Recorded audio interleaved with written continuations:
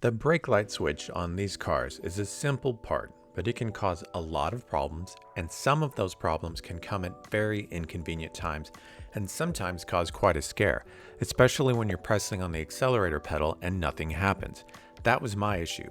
It started about 2 months ago. I would come to a stop as normal by pressing on the brake pedal, remove my foot from the pedal, and then press on the accelerator, but nothing would happen. It was as if I wasn't pressing on the accelerator at all. There wasn't any response from the engine. I'd then quickly step on the brake to keep the car from moving, try stepping on the accelerator again, and everything would work as expected. This began happening about once every few days and then became more and more frequent. I did a lot of research and found some threads where others were describing the same thing. The switch even affects the cruise control. So let's take a look at how to fix this issue under 30 minutes and for free. The part only costs $20 to $30 depending on where you find it, so if you mess this up, you can pick one up fairly inexpensive. All right, where do you find this annoying little switch? You guessed it, under the dash, right above the brake pedal and the lower vent for the heater. Once you find it, removing it is fairly simple, but you will need to contort your body all sorts of ways to get your hands in just the right position. I used a pick to remove the electrical connector attached to it, and then gave it a quarter turn to remove it from the bracket above the brake pedal.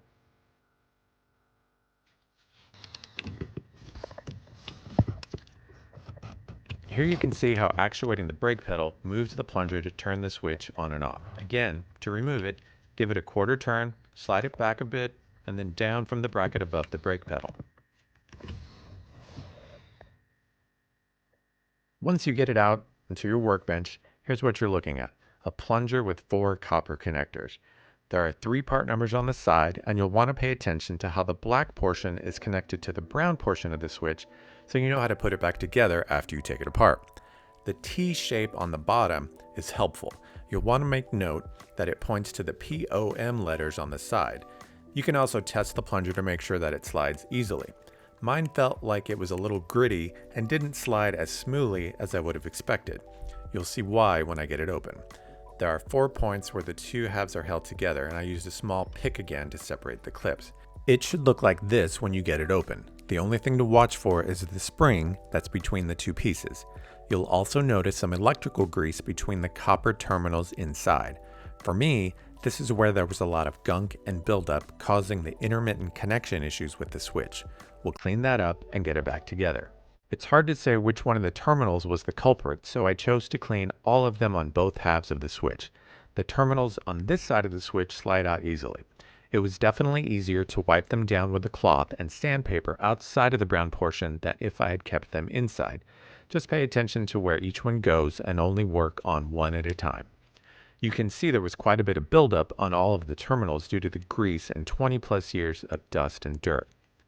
It's pretty easy to see how the whole thing works. There's really not much to break inside of the switch. Alright, check this out. You can see the big difference, obviously. All the copper is clean, got all of the connections back into each piece. Now we're ready to snap the whole thing back together. Once everything was cleaned and ready, I snapped the switch back together. Don't forget the spring in there, and give it a quick test before installing it back in the car.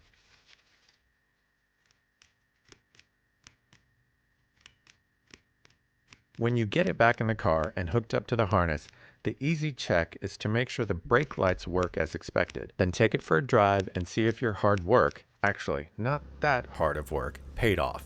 I've been driving my car for over 2 months now without any issues. Quick, easy, and free fix. Hopefully this fix works for you like it did for me. Let me know in the comments if you have any questions. Thanks for watching.